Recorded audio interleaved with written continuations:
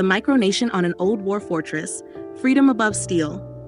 Sealand, officially known as the Principality of Sealand, is a fascinating micronation.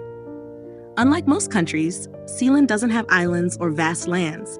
Instead, it consists of a structure measuring 36.6 meters in length and 15.2 meters in width, supported by 2 concrete pillars. Uniquely, inside these concrete pillars are rooms hidden below the water's surface, equipped with modern technology. This little nation runs on wind and solar power and can even process rainwater into drinkable water. Despite its isolation, it stays connected to the world via the internet. Sealand even has its own jail, ready to hold anyone who dares to break its laws. In one dramatic incident, a German citizen was detained there, sparking tense diplomatic negotiations with Germany for their release. Initially, this concrete fortress was a British sea fort built as a defensive structure to counter German attacks during World War II. But in 1967, former British Army Major Paddy Roy Bates took over the fort and declared it an independent nation. Since then, Sealand has caught global attention as a micronation, complete with its own laws, flag, and immigration rules. Though it holds many attributes of a country, it isn't officially recognized by the UN. Based on its official Instagram, Sealand claims around 300 citizens, although in reality, only one person, Mike Barrington, lives there full-time, handling everything from electricity and engineering to customs and security.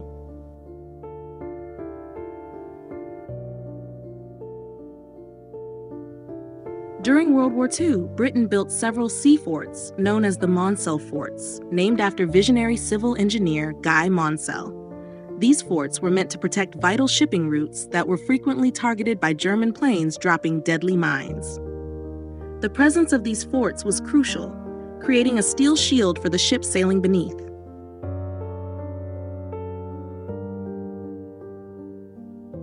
The forts were manned by 150 to 300 brave Royal Navy personnel who operated anti-aircraft guns and monitored radar to detect enemy attacks.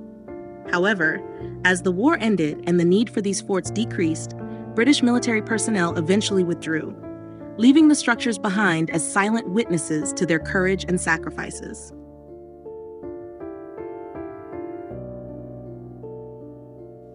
Years later, in the 1960s, Jack Moore and his daughter Jay braved waves and winds to take over one of these legendary Monsell forts, transforming it into a new hub of activity.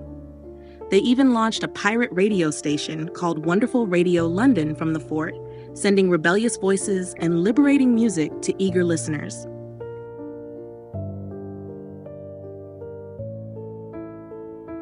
On September 2, 1967, a new chapter in the fort's history began when an Englishman named Major Paddy Roy Bates boldly took control of the fort, ousting competing pirate broadcasters. While equipped with everything necessary for broadcasting, he decided instead to declare the fort's independence, creating a micronation called the Principality of Sealand.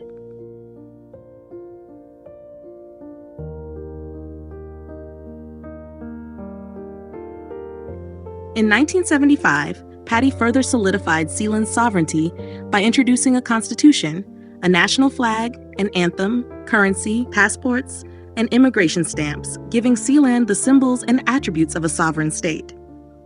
Despite not being widely recognized by the international community, Sealand endures as a symbol of independence and resilience.